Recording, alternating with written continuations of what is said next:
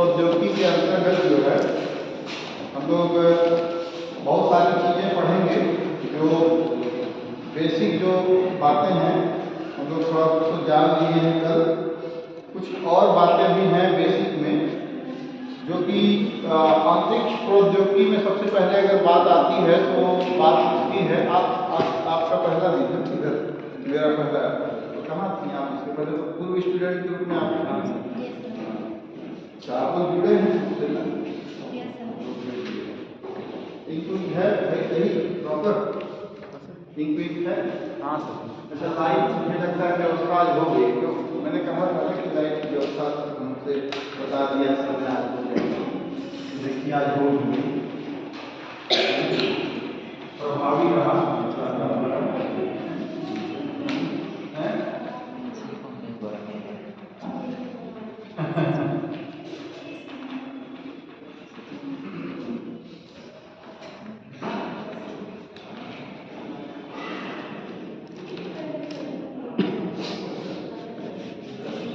मैं बात कर रहा था रिमोट सेंसिंग इंस्ट्रूमेंट की, मैं बात कर रहा था type of remote sensing instrument, type of remote sensing instrument, remote sensing instrument types of remote sensing instrument में कल हमने जो 7 चरण बताए थे, सातों चरण आप लोग समझ में आ गए हैं ना? रिमोट सेंसिंग टेक्नोलॉजी के 7 चरण बताए थे। जो 7 चरण थे, 7वें चरण में सबसे अंतिम जो चरण था वो एप्लीकेशन था। मतलब जो भी सारी प्रक्रिया हुई रिमोट सेंसिंग के अंतर्गत, तो सबसे अंतिम जो प्रक्रिया थी 7वां एप्लीकेशन था। जो हमको डेटा मिलता है उससे किससे, जो अंतरिक्ष में लगे हुए उपग्रहों से जो हमको डेटा मिला लास्ट में, छठा 5वें लेवल का जो था वो सिग्नल, जहां से रिसीवर जो उपग्रह से जो रिसीव करता है और फिर वहां के बाद जो है एनालिसिस के लिए आता है, कहाँ हमारे सिस्टम पे, कंप्यूटर सिस्टम पे एनालिसिस के लिए आता है। क्या डाटा को एनालिसिस करने के बाद हम उसको दे देते हैं, तो वह जो है एप्लीकेशन के रूप में होता है।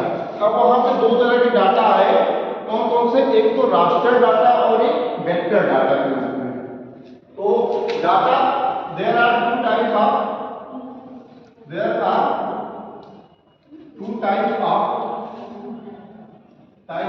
डाटा। कौन कौन से? Vector data and raster data. तो ये तो बाद की बात है, थोड़ा सा हम लोग एक्टिव सेंसर और पैसिव इंस्ट्रूमेंट के बारे में जान लें। इसमें एक्टिव और पैसिव टाइप के 2 टाइप के हैं इंस्ट्रूमेंट।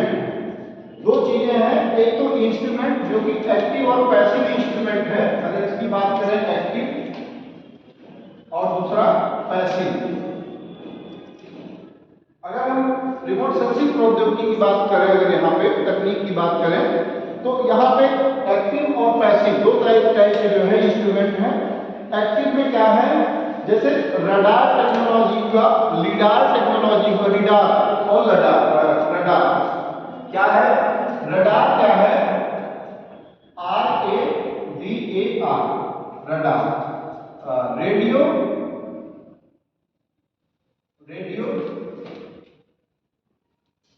उसके बाद है radio detection and ranging, radio detection and ranging, detection and ranging, ठीक है?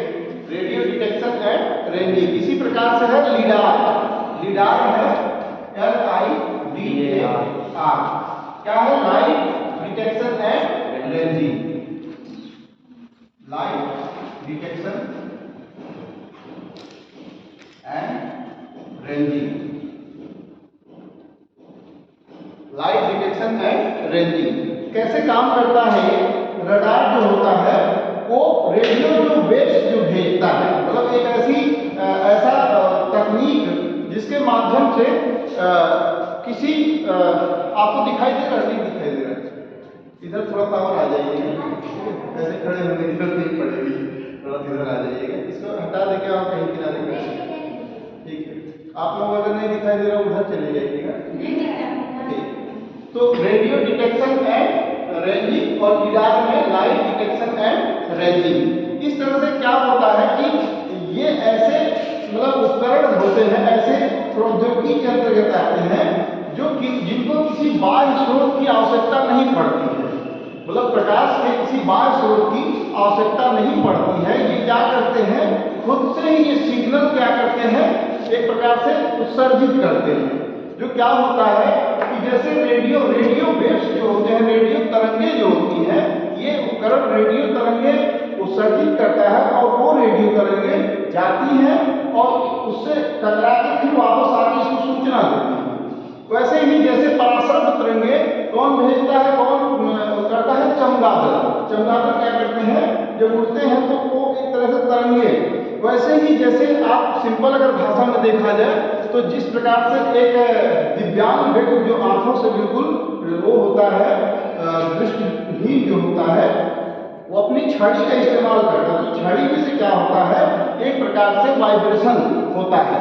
तो किसी चीज से टकराने में वाइब्रेशन होता है, तो उसके हाथ में पकड़ा हुआ जो छड़ी होता है तो उसको पता चलता है कि आगे कुछ ऐसी चीज है जहां हमारे लिए खतरा है, और जब रास्ता साफ होता है तो उसको इस प्रकार की उससे वाइब्रेशन पता चल जाता है, संवेदना उससे पता चल जाती छड़ी।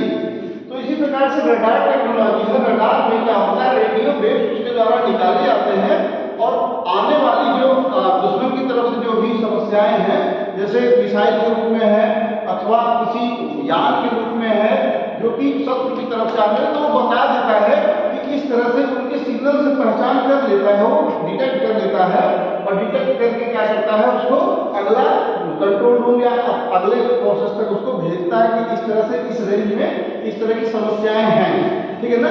ऐसे ही लीडार टेक्नोलॉजी है, लीडार टेक्नोलॉजी भी लगभग बहुत जगहों पे इस्तेमाल किया जाता है। जैसे क्या, अच्छा इसमें एक चीज और है कि ऐसे सोनार टेक्नोलॉजी होती, सोनार होती है, देख लीजिए सोनार, SONAR। ज्यादातर मामलों में सोनार का इस्तेमाल समुद्र में प्रयोग किया जाता है, समुद्र की गहराई को नापने के लिए। इसमें क्या होता है, साउंड नेविगेशन एंड रेंजिंग होता है। साउंड को क्या करेंगे, ऐसे साउंड को मतलब उत्सर्जित करेंगे जो जाता है वो समुद्र के अंदर और उसके तलहटी में टकरा के फिर वापस आता है और उसको बताता है, सूचना देता है कि यहाँ मतलब जो गहराई है इसकी, इस तरह से क्या जो भी समस्याएं होती है, जो भी चीजें होती हैं, जैसे मान लीजिए कोई जहाज डूब गई, अब पता लगाना है हमें, सोनार टेक्नोलॉजी से उसका पता लगाना है, तो क्या करेंगे, जब हम उसको साउंड को भेजेंगे तो सिंपल सी बात है मेटल से टकरा के आएगी, तो जो जिस जगह से टकरा के आएगी उसकी सूचना भी वो तरंगों के रूप में ही लेके आएगी और उसको अगले उपकरण को देगी कि इस तरह से यहाँ पे ये प्रॉब्लम है। जैसे मान लीजिए कभी कभी होता क्या है कि आप छड़ी से ही आंख बंद करके मेटल पे एक बार टकराइए उस छड़ी को और उसी छड़ी को एक बार आप लकड़ी के उसमें टकराइए, आपको लग जाएगा उसकी आवाज से, उसके वाइब्रेशन से, जो छड़ी में वाइब्रेशन उत्पन्न हो रहा है उससे लग जाएगा कि क्या है, ये मेटल है, ये लकड़ी है, ये जमीन है, ये मिट्टी है, उससे लगभग पता चल जाता है। तो इसी प्रकार से इन टेक्नोलॉजी की मदद से हम उसको पता करते हैं। लीडार का आज के समय में क्या उपयोग है, जैसे सड़क के लिए है, सड़क में कहाँ है, जहाँ से मान लीजिए टर्न है, मोड़ है, या किसी टनल वगैरह के लिए भी है, टनल में भी क्या करते हैं, सिग्नल को भेजते हैं, लाइट को भेजते हैं, इसमें लीडार में लाइट को भेजते हैं, लाइट जाएगी जहाँ से, वहाँ से टर्न होगा तो जहाँ से अवरोध होगा वहीं से फिर वापस लाइट वापस आएगी, विकिरण उसका वापस आएगा और वो बताएगा कि डिस्टेंस को बताएगा कि कितनी दूरी तक इसका डिस्टेंस है, ठीक है ना। ऐसे ही सड़क के लिए भी है और ज़्यादातर इसमें सड़कों का इस्तेमाल और कुछ जो है टनल वगैरह के लिए इस तरह से चीज़ें जहाँ पे दूरी का जो है मापन किया जाता है लाइट के माध्यम से, लीडार टेक्नोलॉजी के माध्यम से। तो ये सेंसर्स कौन से सेंसर हुए, एक सेंसर्स एक प्रकार से एक्टिव सेंसर्स के रूप में, एक्टिव इंस्ट्रूमेंट के रूप में काम करते हैं, जो अपने खुद के जो है स्रोत से, अपने खुद के जो है जिसको किसी बाह्य स्रोत की आवश्यकता नहीं पड़ती है, ठीक है ना। उसके बाद हो गया पैसिव जो है सेंसर के अंतर्गत, जैसे रेडियो मीटर। रेडियो इसको नोट कर ले, आप लोग नोट कर लेते हैं, नोट कर ले इसको। रेडियो मीटर एक्टिव की बात अभी हम कर लेते हैं। एक्टिव आप थोड़ा सा इसको ठीक से देख लीजिए।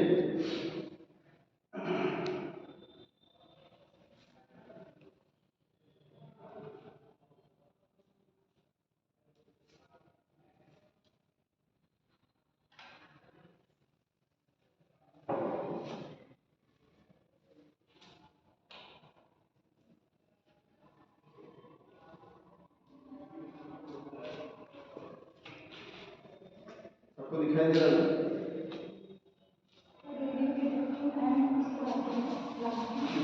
Types of remote sensing instrument, इसको बस आप करिएगा अभी, इसको अभी आप करिएगा, ये अगला टॉपिक है, अभी इसके बाद का टॉपिक है, इसको आप देखिएगा। Radio detection and ranging, RANGING, ranging, radio detection and ranging. Radio meter sir ये डिटेक्शन,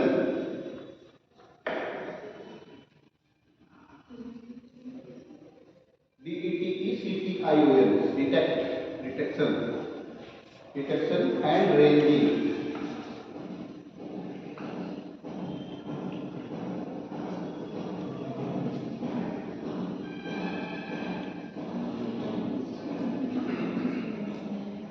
इसके बाद है पैसिव इंस्ट्रूमेंट अथवा पैसिव सेंसर के बारे में।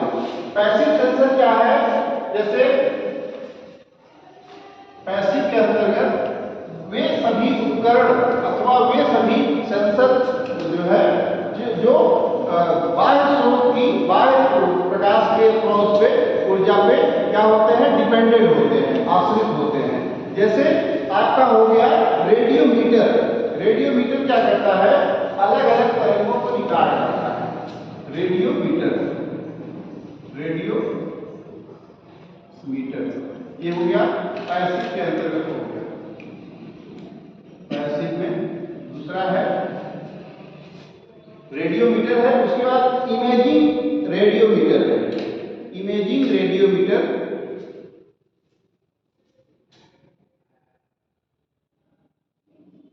इमेजिंग रेडियो मीटर, ठीक है। फिर इसमें तो एक और उदाहरण लिख लीजिए आप, जैसे स्पेक्ट्रोमीटर है, स्पेक्ट्रोमीटर है और स्पेक्ट्रा रेडियो मीटर है। Spectrometer, spectrometer and spectra radio metre.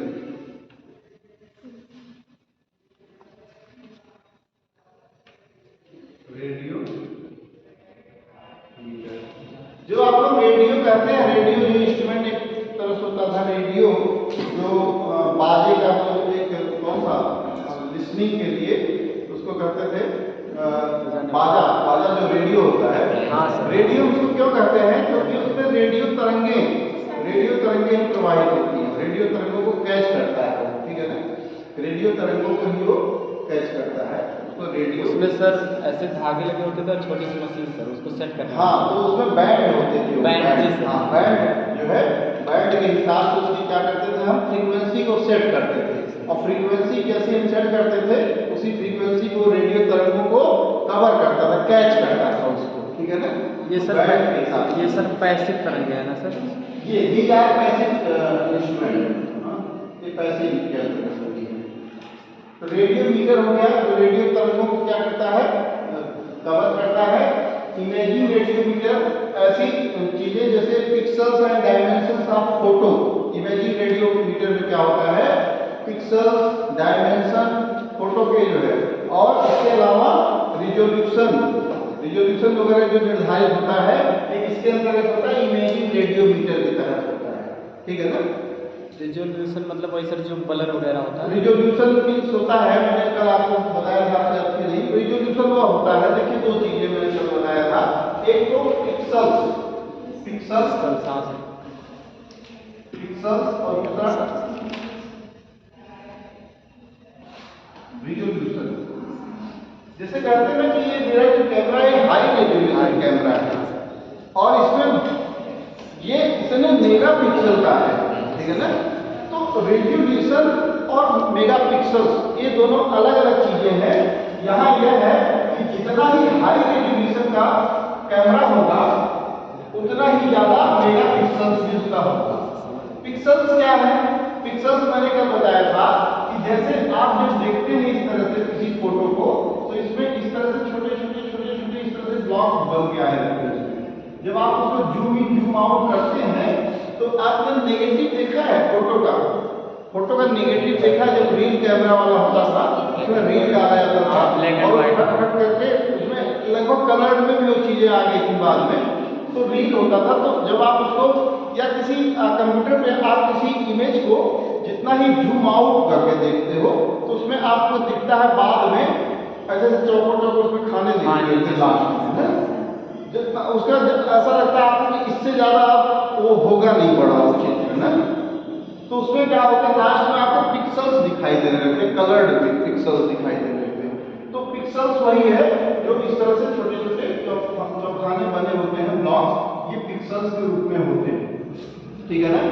अच्छा, इसके बाद जो है पिक्सल्स जितना ज्यादा होगा, जितने ज्यादा पिक्सल्स का फोटो होगा उतना ही फोटो की क्लियरिटी ज्यादा होगा। क्यों? क्योंकि हम तभी उसको ज्यादा से ज्यादा जूम आउट कर सकते हैं, जितना बड़ा से बड़ा करके देख सकते हैं। और जितना ही कम पिक्सल का होगा उतना ही हम उसको कितना कर सकते हैं, जूम आउट होगा ही नहीं। वो कहते हैं ब्लर आने लगेगा, फट जाएगा। मतलब कहते हैं फोटो जो है क्लियर नहीं दिख रहा है। जब ज्यादा थोड़ा बड़ा कर दे रहे तो क्लियरिटी उसकी खत्म हो जाएगी। मतलब ये है कि उसके जो पिक्सल्स का समापन हो रहा है, खत्म हो गया, उससे ज्यादा उसके पिक्सल्स हैं ही नहीं। और जिसे कहते हैं पिक्सल्स के अंदर पिक्सल्स, वो इतने छोटे छोटे ऐसे ब्लॉक्स बने होते हैं कि जितना ही ज्यादा आप उसको फैलाओ तो क्लियरिटी किसी के इमेज को देखना है, जितना ही ज्यादा उसको जूम आउट करिए जूम इन करिए तो ज्यादा वो अच्छे क्लियर दिखाई देता है। तो इस तरह से पिक्सल्स के ऊपर भी डिपेंड करता है, ठीक है ना। तो अच्छा, एक चीज और था कि एक चीज और मैंने बताया था कि जितनी ज्यादा अगर आप हाइट रखेंगे उतना ही क्लियरिटी कम रहेगी, और जितना कम हाइट रखेंगे, जितना नजदीक से आप किसी फोटो को लेंगे उतनी ही क्लियरिटी उसमें ज्यादा रहेगी, ज्यादा क्लियरिटी रहेगी। तो ये चीजें हैं। इसके बाद बात करते हैं, इसको हो गया, ये आपने देख लिया, नोट कर लिया। इसके बारे में थोड़ा लिखना चाहे उसके आगे तो लिख लें। रेडियोमीटर के आगे इसमें अलग अलग तरंगों को रिकॉर्ड करना। रेडियोमीटर का क्या काम है? विभिन्न तरह के तरंगों को रिकॉर्ड करना। रेडियोमीटर की यह खासियत है, विभिन्न तरह के तरंगों को रिकॉर्ड करने के लिए।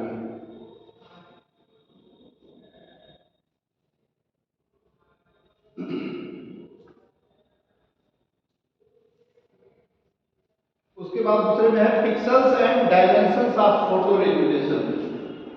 Pixels and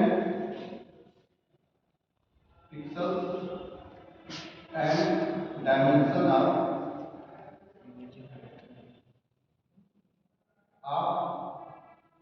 photo resolution.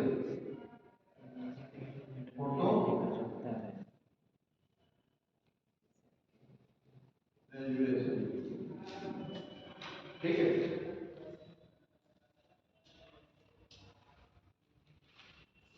इसके बाद स्पेक्ट्रोमीटर का काम मतलब है बिखरे हुए स्पेक्ट्रम को कैप्चर करता है। स्पेक्ट्रोमीटर क्या करता है? बिखरे हुए स्पेक्ट्रम को कैप्चर करता है। स्पेक्ट्रोमीटर बिखरे हुए स्पेक्ट्रम को कैप्चर करता है। स्कैटर्ड स्पेक्ट्रम जिसको कहते हैं स्कैटर्ड स्पेक्ट्रम को कैप्चर करता है। स्पेक्ट्रम सर वो एक प्रकाश होता है ना? स्पेक्ट्रम एक प्रकार की वही तरंगें होती है। जैसे कहते हैं ना 3G 2G 5G स्पेक्ट्रम घोटाला भी तो हुआ था, आप सुने होंगे। पिछली गवर्नमेंट में स्पेक्ट्रम का घोटाला हुआ था। ए राजा और कलवाड़ी में लोग इसमें दोषी पाए गए थे, तो स्पेक्ट्रम का जो घोटाला हुआ था, ठीक है ना। क्या घोटाला था इसमें कि जैसे मान लीजिए चैनल्स, कभी कभी आपको क्या होता है कि किसी आप डिश वो लगवाते हैं, टाटा स्काई लगवाते हैं, कोई लगवाता है DTH, कोई लगवाता है कोई दूसरा, और झींगा लाला लाइट इसको बदल डाला तो लाइट झींगा लाला हो गया, ठीक है, वो वाला कौन से अलग अलग आते हैं ना, तो उनके जो है क्या करते हैं, ऐसी कंपनी से टाटा स्काई हो गया, तो टाटा स्काई ने क्या किया हुआ है, अलग अलग जो है स्पेक्ट्रम खरीदे हुए उन्होंने। जैसे किसी ने खरीद लिया, मान लीजिए 5G स्पेक्ट्रम खरीद लिया, तो 5G स्पेक्ट्रम का क्या काम होगा, वो ऐसा बढ़िया स्पेक्ट्रम, ऐसी बढ़िया तरंग दैर्ध्य होगी उसकी, जो आपको ज़्यादा से ज़्यादा फैसिलिटीज प्रोवाइड करेगी, ठीक है ना। अब मान लीजिए जो हम लोग मोबाइल 3G चला रहे थे, 3G तकनीक को, उसकी स्पीड बहुत कम होगी, उसके जो फीचर्स होंगे बड़े कम होंगे, किसकी अपेक्षा, 5G की अलग अपेक्षा। अभी हम लोग मान लीजिए 4G में चल रहा है, फिर 5G वाला मामला आ जाएगा, तो जो स्पेक्ट्रम्स होते हैं उसमें उतनी फीचर्स बढ़ा देते हैं, थोड़े से अच्छे फीचर्स दे देते हैं। तो अब वो सोचिए कि हर कोई उस स्पेक्ट्रम को उपयोग कर पाए, ऐसा संभव नहीं है। जैसे कभी कभी आप लोग देखते हो कि आपके मोहल्ले में टीवी टावर होता था, टीवी टावर होता था, तो टीवी टावर से क्या होता था कि टीवी टावर मतलब गवर्नमेंट का एक उपक्रम है, तो वो उसके बदले में आप लोगों के घरों तक एक केबल पहुंचाया जाता है, टीवी में केबल चैनल, जो चैनल्स टीवी। तो अब ये समझ लीजिए कि इस तरह के टीवी टावर जो होते थे, पर्टिकुलर ऐसे ऐसे चैनल्स के स्पेक्ट्रम खरीदे होते थे कि हम एक ऐसा इंस्ट्रूमेंट लगा रहे हैं, जो वह इंस्ट्रूमेंट ऑथराइज है किसके थ्रू, स्पेक्ट्रम के थ्रू, मतलब गवर्नमेंट के थ्रू स्पेक्ट्रम जो बेचा जाता है। अब वो जो तरंगे प्रवाहित हो रही है वायुमंडल में, ऐसा नहीं कि उसको हर कोई खरीद लेगा, क्योंकि उसका एक मतलब अधिकृत है ना व्यक्ति, जो व्यक्ति अधिकृत होगा, जैसे मान लीजिए कि हमने मोबाइल ले लिया, मोबाइल ले लिया तो मतलब ये थोड़ी ना कि अगर रिचार्ज न रहे तो भी हम बात कर लें, ऐसा तो है नहीं। तो रिचार्ज एक ऐसा प्रोसेस है कि हमने क्या किया कि इस वायुमंडल में, इस एटमॉस्फेयर में तरंगे तो सारी फ्लो हो रही है स्पेक्ट्रम के रूप में, तरंगे तो सारी फ्लो हो रही, सभी तरह की तरंगे वेव फ्लो हो रही है, चल रही है पूरे उसमें वायुमंडल जो अदृश्य के रूप में। लेकिन क्या हम बिना रिचार्ज कराए भी इस्तेमाल कर पाएंगे? हमारे पास डिवाइस तो है, ऑलरेडी हमारे पास डिवाइस, लेकिन क्या हम रिचार्ज एक ऐसा माध्यम है जो स्वीकृति प्रदान करता है, किस चीज का स्वीकृति, किस चीज का प्रदान करता है कि आप 5G टेक्नोलॉजी का इस्तेमाल कर रहे हैं, आपको ये सुविधाएं मिलेंगी, 500 उसमें मैसेज मिलेंगे, 1000 आपको जीबी उसमें मिलेगा, डेटा मिलेगा, और इतने तो आप जो पैसे जो उनका निर्धारित मूल्य होता है, उसको आप मूल्य को क्या करते हो, पे करते हो आप, और उस निर्धारित मूल्य को पे करने के बाद फिर आप उन रेडियो वेव्स को अथवा जो जिस टाइप के तरंगे जो फ्लो हो रही हैं, उनको आप क्या करते हो, अपने रिसीवर पे कैच कर पाते हो, तो फिर हेलो हाय हो पाता है ना, तो उसके बाद ही होता है। क्योंकि जब हम पैसे को पे कर देते हैं तब, मतलब पैसे को पे करने का मतलब होगा कि हम ऑथराइज हो गए, अधिकृत हो गए इस वाले प्लान को चलाने के लिए, ठीक है ना। ये है मामला। स्पेक्ट्रम भी ऐसे ही है कि जो वेव्स यहाँ पे है, फ्लो की जा रही है, ऐसा नहीं कि उसको कोई भी चोरी कर लेगा, कोई भी उस टाइप का इंस्ट्रूमेंट चला के काम यूज कर लेगा, नहीं, ऐसा नहीं कर सकता था। हाँ, एक दौर ऐसा होता था कि जैसे मान लीजिए कि टीवी टावर लगा हुआ है, किसी के टीवी टावर से ही उन चैनल्स केबल में जो होते थे ना, अब तो केबल का लगभग समय भी खत्म हो गया। अब क्या हो रहा है कि DTH सर्विस हो गई, डायरेक्ट टू होम सर्विस, और कैसे, विदाउट केबल, ठीक है ना, केबल लेस, एकदम केबल के थ्रू नहीं बल्कि ये रेडियो तरंगों के थ्रू हो गई ना ये वाली चीजें। अब डायरेक्ट आप क्या करोगे, अपने टीवी के साथ एक टीवी ट्यूनर, या फिर वो जो छोटा सा सेट टॉप बॉक्स होता है और एक एंटीना, उसी दिशा में आप लगाओ, मतलब आपके घर पे ही टीवी टावर आ गया, वो कैसे, वो एंटीना के रूप में, और वहां से क्या करोगे आप कि जो भी सिग्नल्स जो आ रहे हैं उस पर आप कैच कर सकते हो। लेकिन बस करना क्या होगा कि उसी प्लान को हमको टाटा स्काई में खरीदना होगा। फ्लो तो हो रही है, फ्लो हो रही है, सभी हर जगह फ्लो हो रही है, क्या तरंगे आ रही है, लेकिन उसको कौन यूज कर पाएगा, जो उसको पैसे देके अधिकृत जो है अथराइज हो पाएगा, हर कोई उसको यूज नहीं कर सकता। तो वैसे ही था कि जो घोटाला का जो मामला था, उसमें क्या था कि जो उसका होता है एक टेंडरिंग प्रोसेस। टेंडरिंग प्रोसेस होता है ना किसी भी चीज का, तो टेंडर प्रोसेस जैसे मैंने राफाल का बताया था, उसका वो फोर्स तोप वगैरह के बारे में बताया था। तो मामला क्या होता है, पैसे कुछ और दिए और दिखाए कुछ और उसमें हो गया घोटाला, पैसा बीच में गायब हो गया और खरीदा किसी और दाम में, बताया किसी और दाम में। वही सब मामला होता है यहाँ घोटाले वाला मामला, ठीक है। तो ऐसा ही है कि जो फ्लो हो रहा है रेडियो वेव्स, जो तरंगे आ रही है, उसको हम अधिकृत हो जाते हैं, वही स्पेक्ट्रम का नाम उसको दिया जाता है, ठीक है ना। उन्हीं वेव्स को ही स्पेक्ट्रम का नाम दिया जाता है और कुछ नहीं होता है, ठीक है। तो इस तरह से जो है ये स्पेक्ट्रम है। इसके बाद है बिखरे हुए स्पेक्ट्रम को कैप्चर करना, स्कैटर्ड स्पेक्ट्रम को कैप्चर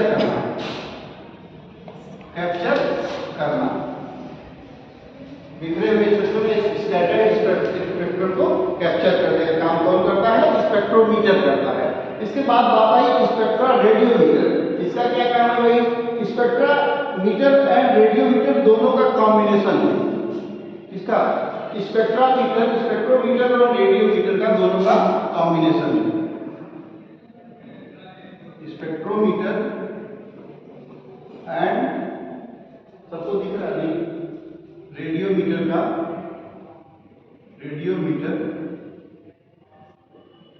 दोनों का कॉम्बिनेशन है। दोनों का क्या है, कॉम्बिनेशन है, स्पेक्ट्रो रेडियोमीटर।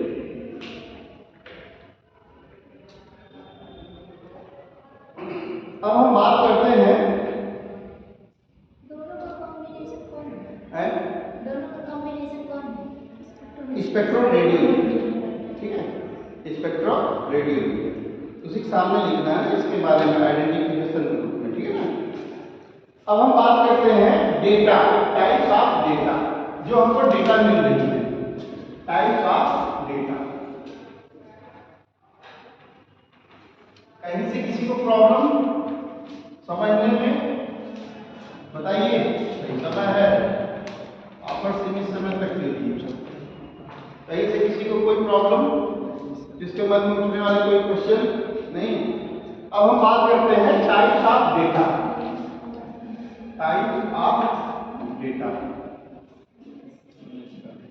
बात यहाँ चल रही है रिमोट सेंसिंग टेक्नोलॉजी की।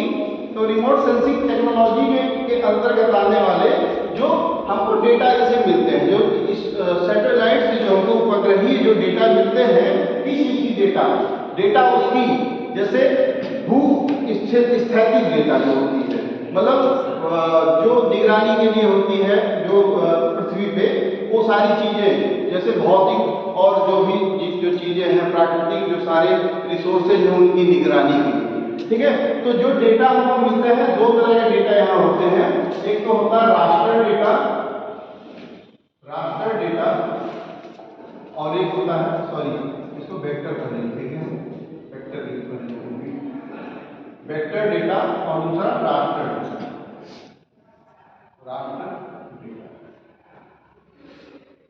वेक्टर डेटा हमने क्यों लिखा पहले, क्योंकि पहले वेक्टर ही मिलता है, तब रास्टर बाद की बातें होती है। रास्टर कब होता है मैं उसको ही बता दूंगा आपको। रास्टर वेक्टर डेटा वह डेटा होता है, जैसे मान लीजिए कि किसी का फोटो आपने कैमरे से खींच लिया, तो किसी का फोटो जो खींचा आपने कैमरे से, तो कुछ इस तरह से आएगा, जैसे ये फोटोग्राफ्स है, आपको जो फोटोग्राफ्स दिख रहे हैं ना, these photographs just like as a raster data. जैसे मान लीजिए कोई नेचुरल रिसोर्सेज है, भौतिक संसाधन है, कुछ भी है, आपने क्या किया, जैसे आपके कैमरे से, मतलब सैटेलाइट में लगे हुए उस हाई रेजोल्यूशन कैमरे से जो फोटोग्राफी हो रही है, अथवा ड्रोन के थ्रू जो फोटोग्राफी उन रिसोर्सेज की हो रही है, पृथ्वी पे अवस्थित उन रिसोर्सेज की जो फोटोग्राफी हो रही है, जिस रूप में है हूबहू उसी रूप में वो आएगा, ठीक है ना। जैसे मान लीजिए इस पूरे एरिया का हमने पर्टिकुलर एक एरिया का, जैसे मान लीजिए आपने कंपनी बाग ले लिया, कंपनी बाग का कुछ एरिया 1 बाई 1 किलोमीटर का जो एरिया है आपका, आपने उसको फोटो खींच लिया। तो फोटो खींचने में जैसी बिल्डिंग, जो चीजें जैसी जिस अवस्था में होंगी हूबहू आपको वैसी ही दिखेंगी। लेकिन ये तो तो हो गई मान लीजिए वेक्टर डेटा, जो हमको जिस अवस्था में जैसे दिखता है। जैसे मान लीजिए आंखों से जो चीजें हमें हुबहू जो चीजें दिखाई दे रही हैं, लेकिन अगर बात कर लिया जाए उसी को रेखा चित्र के बारे में, रेखा चित्र उसका, ठीक है ना। तो रेखा चित्र को हम कैसे बनाएंगे? जो भी डेटा हमको मिलता है उसको हमको रेखा चित्र के रूप में दर्शाना है। आप लोग जब गूगल मैप पे जाते हैं तो उसमें दो तरह से आप लोग देखते हैं। एक तो इस तरह से लाइन बने हुए, इस तरह से लाइन, मोटी लाइन, फिर पतली लाइन, रोड, सड़कें, गलियां इस तरह से थोड़ी चौड़ी भी आती हैं, फिर बिल्डिंग्स थोड़ी सी कुछ टाइप की, कुछ पार्क वार्क ऐसे हल्के हल्के कुछ चीजें दिखते हैं वहां पे ग्रीन कलर में। तो क्या होते हैं ऐसे रेक्टेंगल ऐसे इस तरह से घेरे हुए होते हैं, इस तरह से जो है। तो इसमें क्या होता है vector data, sorry raster data में क्या होता है,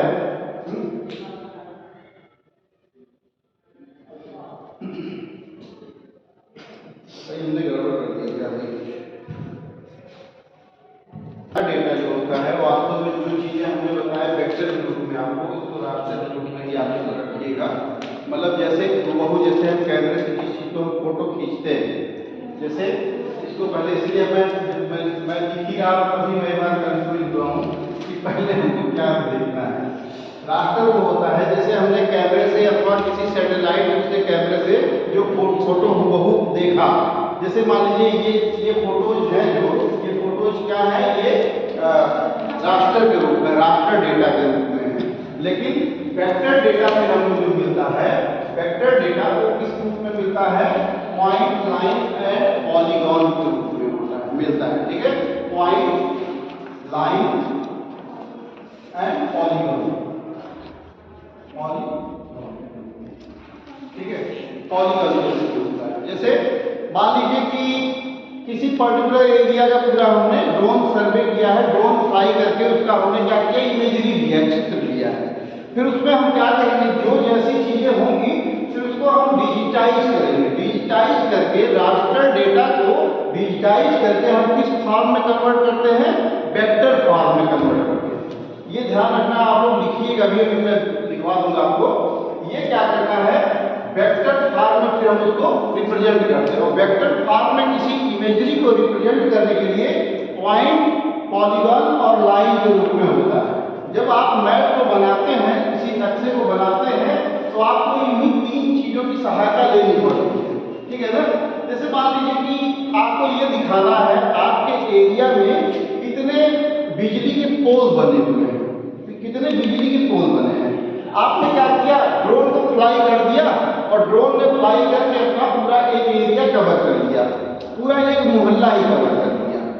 फिर आप उस इमेज में ये देखेंगे कि कहाँ कहाँ खंभे हैं, इसमें कहाँ कहाँ खंभे बने हैं, कहाँ कहाँ ट्रांसफार्मर बना हुआ है, खंभों पे कहाँ कहाँ ट्रांसफार्मर बना है, कहाँ कहाँ पावर हाउसेज बने हैं। ठीक है, तो आप क्या करेंगे, पहले तो इस तरह से रोड को आप ऐसे दिखाएंगे लाइन से, ठीक है ना। लाइन से आप क्या करेंगे, रोड को दिखाएंगे। फिर बगल में कुछ और चीजें, मान लीजिए नाले वाले होंगे, तो उनको इस तरह से, कुछ इस तरह से पॉलीगन के रूप में उनको काट देंगे, आप पॉलीगन बना देंगे उस पर। रोड है तो उस पर लाइन बना देंगे। खंभे मान लीजिए है कहीं कहीं बीच में, अगर कहीं खंभे हैं तो इनको आप क्या करेंगे, पॉइंट से यहाँ शो कर देंगे, आप पॉइंट से दर्शा देंगे। जैसे इसमें क्या किया है, जितने भी रोड्स हैं यहाँ पे, रोड्स को क्या किया है, लाइन के थ्रू दिखाया है। ठीक है ना। कुछ और स्पेसिफिक चीजें हैं, जैसे यहाँ वाटर बॉडी है, ये क्या है, हीरा कुंड है। हीरा कुंड एक क्या नदी टाइप का है, तो यहाँ वाटर बॉडी को किससे दिखाया है, पॉलीगन से दिखा दिया। पॉलीगन से कैसे दिखाया है, कुछ इस तरह से ऐसे से बना के इसको दिखा दिया। ये पॉलीगन टाइप की चीजें दिखाया है। लेकिन कहीं किसी चीज में आपको कोई विशेष, जैसे कोई परमाणु विद्युत हाउस दिखाना है, जैसे ठीक है, न्यूक्लियर प्लांट दिखाना है, तो आप क्या करेंगे, वहां पॉइंट से उसको शो कर देंगे, पॉइंट बनाएंगे। और पॉइंट बना के एट्रीब्यूट टेबल में आप क्या करेंगे, उसमें जाके उसके बारे में इंफॉर्मेशन आप वहां दर्ज कर देंगे। तो पॉइंट, लाइन एंड पॉलीगॉन का इस्तेमाल किसमें होता है, वेक्टर डेटा में होता है। और जो हुबहू जो चित्र कैमरे से जो खींचा जाता है, जो बनाया जाता है, वो किसमें आता है, रास्टर डेटा में। लिख लीजिए, तत्काल लिखिए इसको।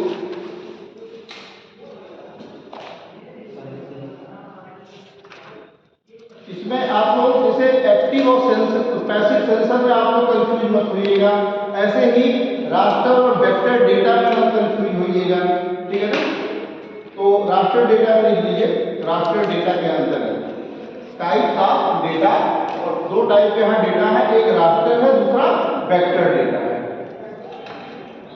रास्टर डेटा में इमेज पिक्सल फॉर्म में रहता है, रास्टर डेटा में इमेज पिक्सल फॉर्म में रहता है।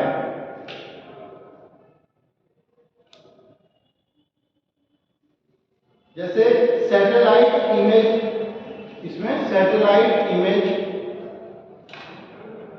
Aerial photography, satellite image, satellite image, satellite image, aerial photography, aerial photography, ठीक है, aerial photography, camera view, camera view अथवा camera photo, camera photo, camera view या कैमरा फोटोग्राफी, और scan image, scan image, scan image, ठीक है। इसके बाद vector data लिख लीजिए, वेक्टर डेटा, वेक्टर डेटा की इंफॉर्मेशन, वेक्टर डेटा की इंफॉर्मेशन रास्टर डेटा से, वेक्टर डेटा की इंफॉर्मेशन रास्टर डेटा से, वेक्टर डेटा की इंफॉर्मेशन रास्टर डेटा से एक्सट्रैक्ट किया जाता है, EXTRACT प्राप्त किया जाता है, ठीक है, एक्सट्रैक्ट किया जाता है, जिसके अंतर्गत लाइन, पॉइंट और पॉलीगन, लाइन,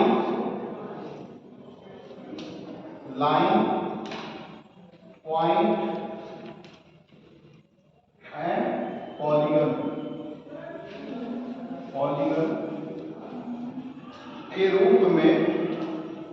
के रूप में रास्टर डेटा को, के रूप में रास्टर डेटा को डिजिटाइज करके प्राप्त करते हैं, के रूप में रास्टर डेटा को डिजिटाइज करके प्राप्त करते हैं, प्राप्त करते हैं, ठीक है ना। तो मेरी तरह आपको कंफ्यूज मत होइएगा कभी, जैसे मैं अभी कंफ्यूज हो गया कि रास्टर डेटा और वेक्टर डेटा, एक्टिव सेंसर और पैसिव सेंसर, ठीक है ना।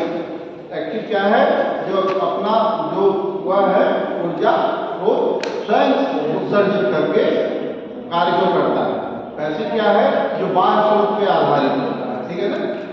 रास्टर डेटा क्या है, जो हूबहू फोटोग्राफी जो हमको मिलती है, चित्र मिलता है, वही रास्टर डेटा है। वेक्टर डेटा क्या है, उसी फोटोग्राफी को जब हम डिजिटाइज करके पॉइंट, पॉलीगन और लाइन के रूप में प्राप्त करते हैं, ठीक है ना, ऐसे। अच्छा, इसमें एक चीज और है, आप लोग वेक्टर डेटा में एक चीज और इंपॉर्टेंट चीज लिख लीजिए, जैसे कैडेस्ट्रल मैप,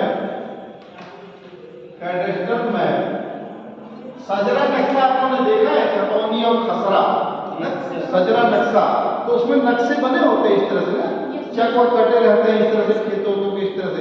तो कैडेस्ट्रल मैप एक सबसे अच्छा उदाहरण एक तरह से वेक्टर डेटा का, ठीक है ना।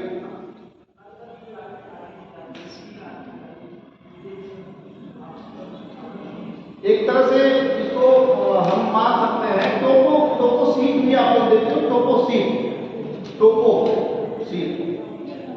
टोपोग्राफी जो होता है, टोपो सीट, जैसे आप लोग कभी हिमालयन रेंज और इस तरह से पहाड़ों वहाड़ों के एक तरह से टोपो सीट टाइप का ही एक तरह से समझ लीजिए। उसमें सर खाने बने रहते हैं, उसमें ग्रिड्स बने रहते हैं, हाँ। ग्रिड्स टोपोशीट, उसमें अक्षांश और देशांतर लैटिट्यूड और लॉन्गिट्यूड के अकॉर्डिंग सारी चीजें होती हैं। टोपोशीट्स भी एक तरह का उदाहरण टोपोशीट है, ठीक है ना।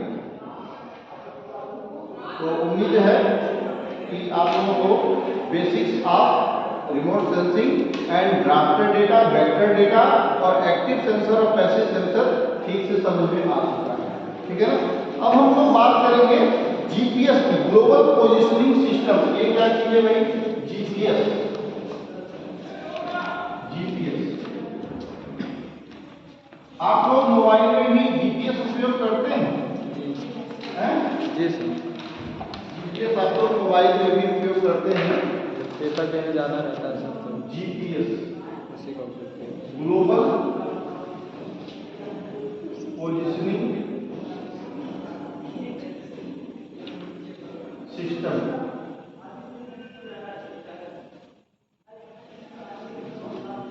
ठीक है,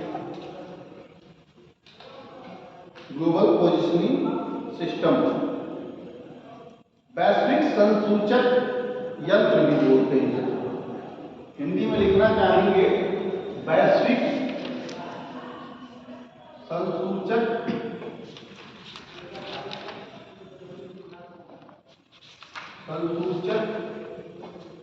यंत्र, ठीक है ना। वैश्विक संसूचक यंत्र। आप लोगों ने इंडियन गवर्नमेंट के बहुत सारे प्रोग्राम जो चलाए गए हैं, जिसमें भारत सरकार ने एक काम यह भी किया है, स्वच्छ भारत अभियान अंतर्गत शौचालयों की उन्होंने क्या किया था? कोऑर्डिनेट्स कलेक्ट करने की बात करी थी। कोऑर्डिनेट क्या होता है? कोऑर्डिनेट की क्या चीज होती है? एक तो कोऑर्डिनेट में लैटिट्यूड होता है, लैटिट्यूड और लॉन्गिट्यूड। लैटिट्यूड और लॉन्गिट्यूड, अक्षांश और देशांतर बिंदु। अक्षांश और देशांतर, जो ज्योग्राफी के स्टूडेंट होंगे वो जान रहे हैं, अक्षांश और देशांतर के मामले में जैसे हम समझते हैं यहाँ बस्ती के रूप में अगर दिया जाए तो 27 या 29 डिग्री से शुरू होता है। देख लीजिएगा, अगर आपको शायद 29 या 27 डिग्री से शुरू होता है, और ये जो है इसका होगा कुछ ऐसे ही 85-87 कुछ ऐसे इसका भी होगा। आप जब देखेंगे उसको तो दिखेगा, उसको मोबाइल वगैरह में भी आप कैप्चर करते हैं। कई बार ऐसा भी होता है जब फोटोग्राफी आप करते हैं तो उसमें भी नीचे आता है ना लैटिट्यूड लॉन्गिट्यूड, ये बन के आता है, ठीक है ना। तो इसमें आप जब देखेंगे तो आपको लगभग पता चलेगा। तो क्या है कि ये कोऑर्डिनेट जो कलेक्ट करवा रही थी गवर्नमेंट, ये किसके माध्यम से? चाहे आपके ऐप्स के माध्यम से, जो आपके मोबाइल में ऐप्स हो उसके माध्यम से, और उसमें क्या कर रहे थे आप कि मतलब विभागीय उस जगह का, उस बिल्डिंग का जो बना हुआ है उसका फोटोग्राफ के साथ लैटिट्यूड और लॉन्गिट्यूड उसका लिखना। अच्छा, हर डिपार्टमेंट के लिए लगभग ये सारी चीजें लैंडमार्क के लिए ये उपयोगी चीजें कि क्या कर दिया कि इस तरह से लैटिट्यूड और लॉन्गिट्यूड इनका फिक्स हो गया। जैसे आजकल क्या हो रहा है, राजस्व विभाग में खेतों के लिए क्या हो गया है कि जैसे मान लीजिए आपके जो भी हैं, जैसे गांव का ये सीमा है इस तरह से, ये तो कभी कभी आप लोगों ने देखा होगा गांव में कहीं कहीं पत्थर गड़े हुए, सीमा के बाहर गांव में पत्थर स्टोन लगा हुआ होता है। तो बहुत पहले जो है एक ऐसी अपनी तौर तरीके से कि गांव का सीमांकन करना, इस गांव का जो चौहद्दी है, जो चहार दीवारी, इसको कहते हैं जियो फेंसिंग। जियो फेंसिंग, जियो मीन्स भू, जियो का मतलब होता है भू, जियो फेंसिंग, भू चहार दीवारी, भू फेंसिंग मीन्स चहार दीवारी। तो ये जो जियो फेंसिंग के अंतर्गत आता है। अब आजकल गवर्नमेंट क्या कर रही है कि हर गांव के, राजस्व गांव के जियो फेंसिंग का काम करता है। जियो फेंसिंग जैसे इन्हीं पत्थरों पे उनका क्या करना है, लैटिट्यूड और लॉन्गिट्यूड लिख देना है कि मतलब इस गांव का जो सीमा है इसी तरह से इसका निर्धारण किया जा रहा है, इसका लैटिट्यूड और लॉन्गिट्यूड इतना ही। अब आजकल क्या हो रहा है, जो लेखपाल बंधु हैं उनको क्या मिल रहा है एक प्रकार का ऐसा डिवाइस दिया जा रहा है जो किसी के खेतों के, जैसे पहले क्या होता था, पैमाइश होता था, आप लोग सुने होंगे पैमाइश, जैसे किसी के विवादित जो जमीन या इस तरह से खेत वगैरह होते थे तो पहले क्या होता था, कट्ठा और कड़ी का प्रयोग किया जाता था। आज का क्या समय है, और एक दुनिया बहुत छोटी सी प्लास्टिक की आती थी, नापने वाला यंत्र होता था, जो उसी कैडेस्ट्रल मैप जो आपका सजरा नक्शा होता था, उसी में लेखपाल साहब लोग उसी दुनिया को रखते थे और उसी के हिसाब से वो कट्ठा और कड़ी के हिसाब से फिर नापते थे। लेकिन उनको सबसे ज्यादा जो मदद करता था, ये जो बाहर जो पहले से सीमांकन हुआ रहता था, ये जो लैंडमार्क जो ये बनाए गए होंगे पत्थरों का जो फेंसिंग हुआ रहता था, ये सबसे ज्यादा उनकी मदद करते थे। तो शुरुआत तो कहाँ से करते थे, इन्हीं से शुरू करते थे, जैसे जहाँ पत्थर गला होता था इस तरह से, यहीं से शुरुआत करते थे। तो नापते नापते फिर उस जगह तक पहुँचते थे, फिर उसका पैमाइश करते थे व्यवस्थित। लेकिन आज के समय में क्या हो गया, उनको एक प्रकार से डिवाइस दे दिया गया है जो जीपीएस से लैस डिवाइस होता है, और आपके उन्हीं मतलब जो खेत है उनके कैडेस्ट्रल मैप को क्या कर दिया गया है, डिजिटाइज कर दिया गया है। डिजिटाइज करके और उसको सॉफ्ट कॉपी के रूप में कंप्यूटर सिस्टम में उपलब्ध करा दिया गया। मेरी बातें आप लोगों को समझ में आ रही है ना? उनको सॉफ्ट कॉपी मतलब डिजिटल रूप में आपको वहाँ पे जो नक्शे आप लोग भू अभिलेख में जो जाते हैं, भू अभिलेख उत्तर प्रदेश भू अभिलेख में जो आप जाएंगे उसमें, तो आप खतौनी खसरा ये सारी चीजें आप लोग निकाल सकते हैं। तो ज्यादा से ज्यादा क्या किया गवर्नमेंट ने, इनको इस तरह से भू अभिलेख में रख दिया। अब देखिए हम बात कर रहे थे यहाँ स्पेस साइंस की, लेकिन स्पेस साइंस वास्तव में शुरुआती दौर यहीं से जियो आप रिमोट सेंसिंग, जीआईएस और जीपीएस के बिना ये सारा स्पेस साइंस हमारा बेकार है, अधूरा है, ठीक है ना? तो हम लोग क्या करते हैं उसमें कि उसी जियो फेंसिंग के तहत उसी मतलब उसको कैडेस्ट्रल मैप को क्या कर दिया हमने, डिजिटाइज कर दिया, और डिजिटाइज करके उनके अक्षांश और देशांतर से उनको पूरी तरह से, जैसे जिसका जैसे जैसे ही खेत है, जिसका टेढ़ा मेढ़ा जैसे ही खेत है उसको हमने ऐसे ही डिजिटाइज कर दिया पूरी तरह से। और उनमें हमने क्या किया, एक आइडेंटिफिकेशन नंबर भी उनमें डाल दिया, और जब आप आइडेंटिफिकेशन नंबर को उसमें कंप्यूटर में जाके क्लिक करेंगे तो उसी आइडेंटिफिकेशन के थ्रू एक आपको डायलॉग बॉक्स इस तरह से खुल के आएगा, और डायलॉग बॉक्स में खुल के आएगा उसी आइडेंटिफिकेशन, जिस चेक में आप जिस नंबरान पे आप क्लिक करेंगे उसी में खुल के आएगा। क्या नाम आएगा, फलापुर से फला, इनकी जमीन है ये, ठीक है ना? और उसके बाद जितने उसमें इस चेक में जितने उसमें हिस्सेदार होंगे उनका सबका नाम, ठीक है ना? इस गांव के निवासी पूरा डिटेल आपके पास आ जाएगा।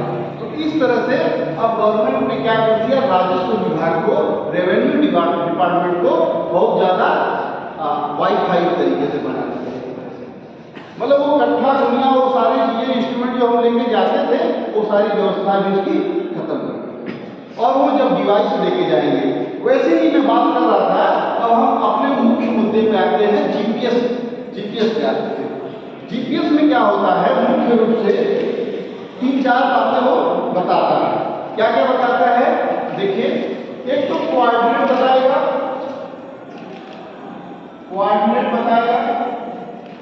दूसरा डायरेक्शन बताएगा, तीसरा एल्टीट्यूड। आप लोग कभी स्टेशन पे किसी जाते हैं तो सबसे नीचे वहां लिखा रहता है समुद्र तल से ऊंचाई, ठीक है? समुद्र तल से जो ऊंचाई होता है, जो इसका मतलब सतह का, जिस जगह पे हम हैं, जिस शहर में है, तो एक एल्टीट्यूड वही चीज होता है। अब किसी ने पूछा कि सर मान लीजिए गहराई में होता, कहीं डाउन की तरफ होता, तो वो भी बताएगा। अगर माइनस ऑप्शंस में वो भी आपको एल्टीट्यूड वही होगा, एल्टीट्यूड। अब एल्टीट्यूड ही रहेगा, चाहे वो गहराई में हो और चाहे वो ऊंचाई में, समुद्र तल है, तो एल्टीट्यूड बताता है।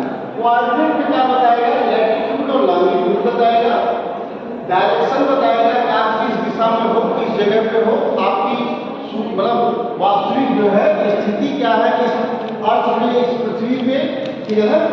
और वास्तविक 4 बजे भाई लोगों में थोड़ा सा चहल पहल शुरू हो जाता है, मुझे पता चल जाता है 4 बज गया है ना, तो थोड़ा 4 बजने से ही काम नहीं चलेगा, थोड़ा और ज़्यादा चलिए, तो 10-15 मिनट। मैं जानता हूँ थोड़ा दूर से आना पड़ता है, लेकिन हम लोग अगर ऐसे 4 बजने से समय देखेंगे तो फिर मामला हम लोग का कोर्स थोड़ा पीछे हो जाएगा, ठीक है ना? इसको समझिए। तो थोड़ा 10 मिनट 15 मिनट और समय लेंगे। तो इसमें क्या है कि ये सारी चीज़ें इसमें पता चलती हैं, ठीक है ना? कोऑर्डिनेट, इसमें लैटिट्यूड और लॉन्गिट्यूड और ये सारी चीज़ें। अच्छा, उसमें है क्या, एक ऐसा वो यंत्र है कि ऑलरेडी किससे कनेक्टेड है, सैटेलाइट से। और कौन से सैटेलाइट से, जीपीएस सैटेलाइट से। एक जीपीएस को यूज करने के लिए 24 सैटेलाइट्स की जरूरत पड़ती है, ठीक है ना? कितनी सैटेलाइट्स की, 24 सैटेलाइट्स की जरूरत पड़ती है। अब मैं आपको उस जगह पे उस हिस्ट्री को मैं आपको बताता हूँ जिसकी वजह से भारत भी अपने मुकाम तक पहुंच पाया इस मामले में, जीपीएस सैटेलाइट के मामले में। एक ऐसा समय था जब घुसपैठिए पाकिस्तान से जो घुसपैठिए थे वो क्या कर रहे थे, रेड कर बंकर्स के माध्यम से वो क्या कर रहे थे, भारत में एंट्री कर रहे थे। घुसपैठिए जो आतंकवादी घुसपैठिए ग्लेशियर से, ग्लेशियर सबसे आसान, मैंने आप लोगों को बताया ना ग्लेशियर को सुरक्षित करने के मामले को, उसमें अभी परसों ही लिखवाया है कि ग्लेशियर्स पे हिमनद जो है पूरा, उस पर भी हमारी आर्मी वहाँ पे भी अपनी चौकसी बढ़ा दी गई है, क्योंकि वहाँ से भी क्या हो रहा था, घुसपैठ की सबसे ज़्यादा वारदात हो रही थी।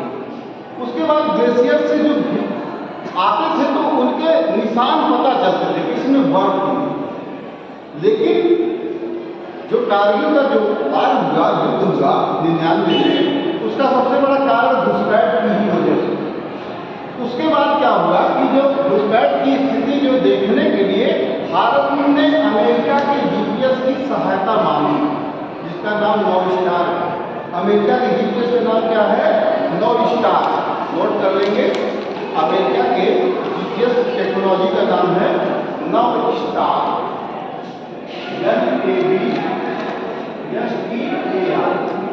नौस्टार, इसके जीपीएस जो टेक्नोलॉजी, इसका फुल फॉर्म है navigation system with time and ranging.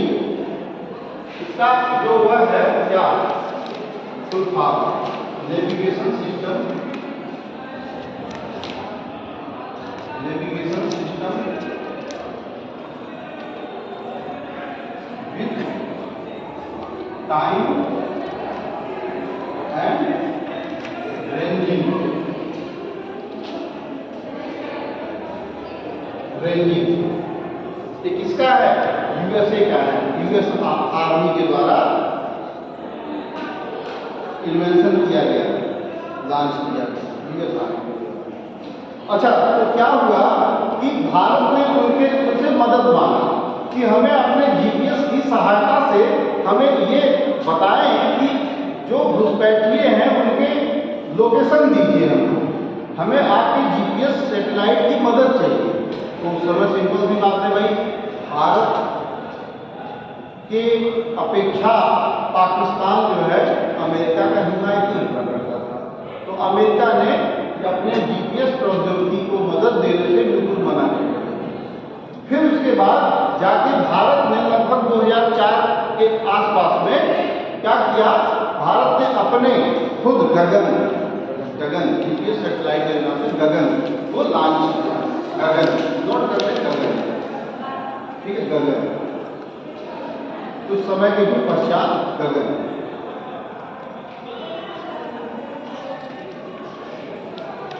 और इस तरह से हम सैटेलाइट की दुनिया में धीरे धीरे अपना अंतरिक्ष में अपना हम कदम बढ़ाते चले गए और उपग्रहों की संख्या धीरे धीरे बढ़ाते चले गए, ठीक है ना। तो अच्छा, ये जीपीएस जो इन्वेंशन किया गया है, सबसे पहले यूएस आर्मी ने अपने सैनिकों के दिक सूचन के लिए, मतलब दिशा के सूचन और तमाम तरह की जो उनके उस पे स्पेस पे, इस पृथ्वी पे जो उनकी सूचना थी और तरह की चीजें थी, इसके लिए प्रयोग किया गया। इसी ड्रोन और जीपीएस की ही सहायता से आपको एक घटना भी हम बता देते हैं कि एबटाबाद में, पाकिस्तान के एबटाबाद में ओसामा बिन लादेन को यूएस आर्मी ने मार गिराया था, यूएस के कमांडोज ने मार गिराया था। कहाँ? पाकिस्तान की एबटाबाद में। किसको? Osama bin Laden. Osama bin Laden, ठीक है ना। तो और ये क्या है? इसके अलावा ये डिस्टेंस के लिए, डिस्टेंस के लिए भी प्रयोग किया जाता है। जो जीपीएस जो सिस्टम होता है, जीपीएस सिस्टम में क्या होता है कि मैप को लोड कर दिया जाता है। पर्टिकुलर जिस एरिया में आप काम कर रहे हैं, जिस एरिया में आपका प्रोजेक्ट से संबंधित जिसमें काम कर रहे हैं आप, उस एरिया का मैप आपका पूरा लोड कर दिया जाता है। और लोड करने के पश्चात सैटेलाइट की सहायता से क्या करते हैं कि जिस जगह पे भी आप वहां जाएंगे वो पूरा आपको सूचना, वो आपको सब पूरे नक्शे सब कुछ दिखाता रहेगा कि आप फला रोड पे चल रहे हैं, आप किस जगह पे, आपसे कितनी दूरी पर दूसरा जगह है। ये सारी चीजें हम उसी जीपीएस में नक्शे की सहायता से देख सकते हैं, ठीक है ना। तो इस तरह से है। इसके बाद थोड़ा सा और कुछ हम लोग शुरुआत करेंगे। हम लोग स्पेस टेक्नोलॉजी के मामले में कुछ हम लोग इवेंट्स लिख लेंगे। इवेंट्स के बारे में आप लोग लिखिए, मैं बोलता हूँ, आप लोग लिख लीजिए। 1983 में प्रधानमंत्री इंदिरा गांधी ने प्रौद्योगिकी नीति की घोषणा की। प्रौद्योगिकी नीति की घोषणा की, जिसके परिणाम स्वरूप प्रौद्योगिकी नीति की घोषणा की, जिसके परिणाम स्वरूप नई प्रौद्योगिकी नीति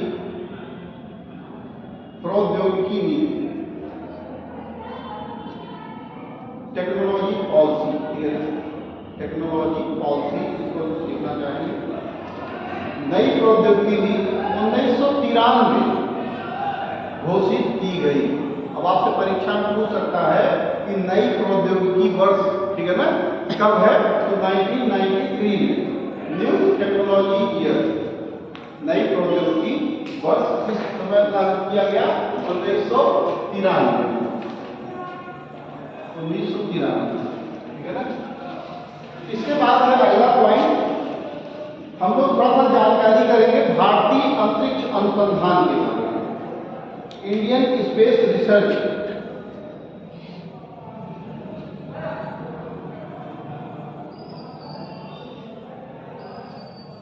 इंडियन स्पेस रिसर्च ऑर्गेनाइजेशन ने यहाँ लिखेंगे, सिर्फ इंडियन स्पेस रिसर्च के बारे में। इसमें अगला पॉइंट, भारतीय अंतरिक्ष कार्यक्रम डॉक्टर विक्रम साराभाई, भारतीय अंतरिक्ष कार्यक्रम डॉक्टर विक्रम साराभाई की संकल्पना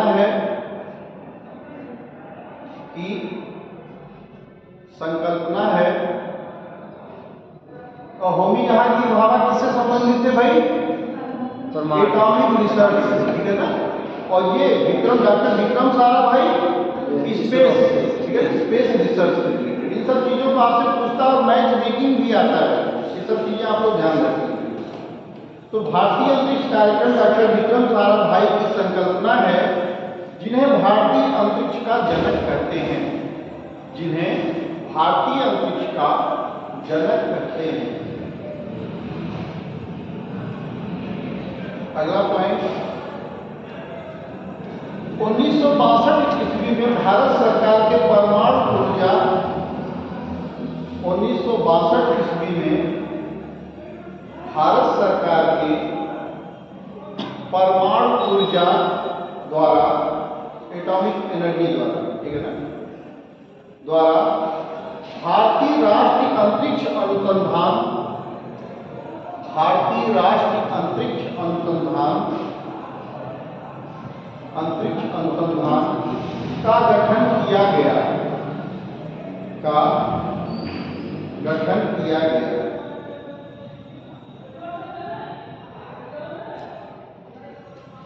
इसके बाद का पॉइंट है, 1963 ईस्वी में तिरुवनंतपुरम के निकट का गठन किया गया, हो गया भाई। 1963 ईस्वी में तिरुवनंतपुरम के निकट तिरुवनंतपुरम के निकट थुम्बा रॉकेट, थुम्बा रॉकेट, थुम्बा तिरुवनंतपुरम में है थुम्बा रॉकेट प्रक्षेपण केंद्र स्थापित किया गया। रॉकेट प्रक्षेपण केंद्र स्थापित किया गया। ये भी आता है मैथ मेकिंग में, ठीक है ना। थुम्बा रॉकेट प्रक्षेपण केंद्र कब? 1963 में, ठीक है ना, 1963 में स्थापित किया गया। उसके बाद का है पॉइंट 21 नवंबर 1963 को, सभी इंपॉर्टेंट टॉपिक्स हैं भाई, सभी इंपॉर्टेंट पॉइंट्स हैं, इसको नोट भी करेंगे और पढ़ेंगे भी दो बार करके। 21 नवंबर 1963 को भारत का पहला रॉकेट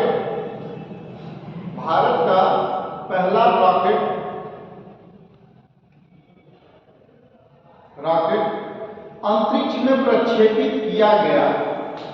अब आप लोग कभी कभी दिमाग में ये भी आ रहा होगा कि ये रॉकेट क्या है और ये जेट क्या है। जेट इंजन और रॉकेट इंजन, और रॉकेट इंजन, जेट इंजन और रॉकेट इंजन, ये दोनों क्या क्या चीजें हैं अलग। चलिए इसको खैर मैं अगले उसमें बताऊंगा, अगले दिन में बताऊंगा। जेट इंजन और रॉकेट इंजन आप लोग देखते हैं ना, जेट इंजन क्या है और रॉकेट इंजन क्या है, मैं इसके बारे में बताऊंगा।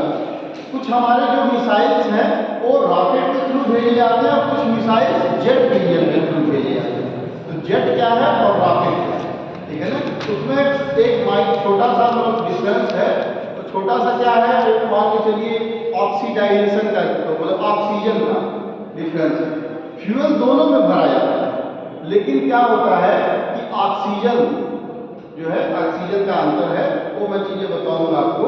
और क्या क्या उसके, अच्छा एक चीज और है, first stage, second stage, third stage तक के रॉकेट, ठीक है ना, भेजे जाते हैं। ये क्या है स्टेज, अलग अलग स्टेज क्या है, मैं सबके बारे में बताऊंगा। बहुत केयरफुली आप लोग समझिएगा, सुनिएगा, कोई बहुत बड़ा कठिन चीज नहीं है, ठीक है ना, बहुत आराम से बताऊंगा, वो सब चीजें आप लोग समझ जाएंगे। इसके बाद हम लोग एक पॉइंट और थोड़ा लिख लें। 21 नवंबर 1963 को हो गया भाई, भारत का पहला रॉकेट अंतरिक्ष में प्रक्षेपित किया गया। मैं बताऊंगा उसको, बताऊंगा। 1963 ईस्वी में भारतीय अंतरिक्ष अनुसंधान समिति, 1963 ईस्वी में भारतीय अंतरिक्ष अनुसंधान समिति, 1963 ईस्वी में भारतीय अंतरिक्ष अनुसंधान समिति को पुनर्गठित करके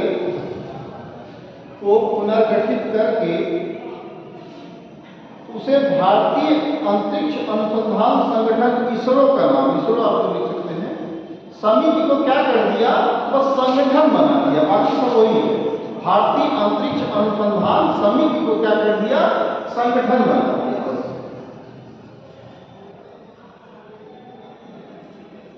मतलब ISRC था, काउंसिल था, नहीं काउंसिल परिषद हो जाएगा, ठीक है ना, कमेटी था, समिति। ISRC को ISRO का रूप दे दिया, बस सी की जगह पे O हो गया, ठीक है ना, संगठन हो गया, ऑर्गेनाइजेशन हो गया, का नाम दिया गया, का नाम दिया गया। इसका मुख्यालय कहाँ है भाई, इसरो का सर बताएं, बेंगलुरु में, ठीक है ना। इसरो का जो मुख्यालय है कहाँ है, बेंगलुरु में है।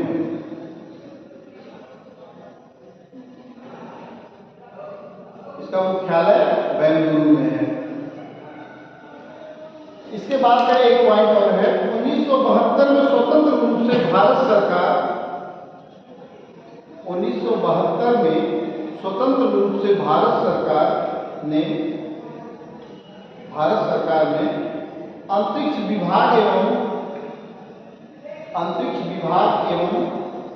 अंतरिक्ष उपयोग की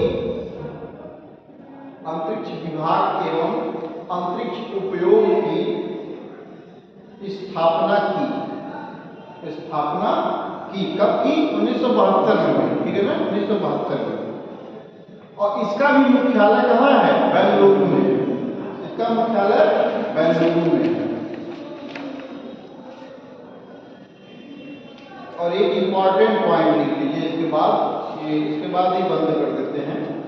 19 अप्रैल 1975 को 19 अप्रैल, ये सभी कालक्रम है, घटनाएं हैं अलग अलग, इनको आपको इम्पोर्टेंट के तौर पे समझिएगा और याद भी रखिएगा, ठीक है ना। 19 अप्रैल 1975 को तत्कालीन सोवियत संघ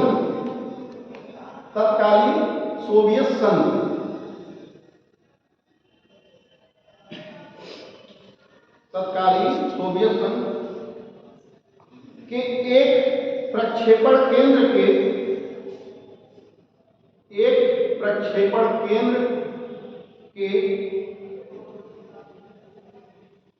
प्रथम भारतीय उपग्रह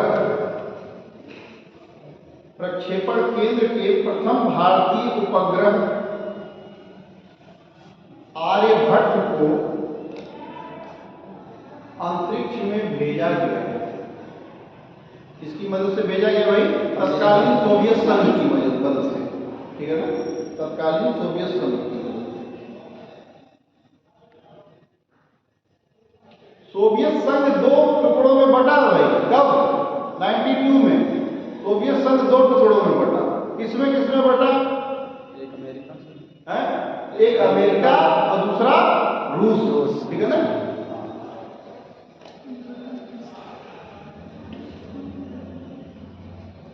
प्रथम भारतीय उपग्रह आर्यभट्ट को अंतरिक्ष में भेजा गया, किसकी मदद से? सोवियत संघ की मदद से, ठीक है ना। तो चलिए आज के लिए बस इतना ही, ठीक है ना, आज के लिए इतना ही।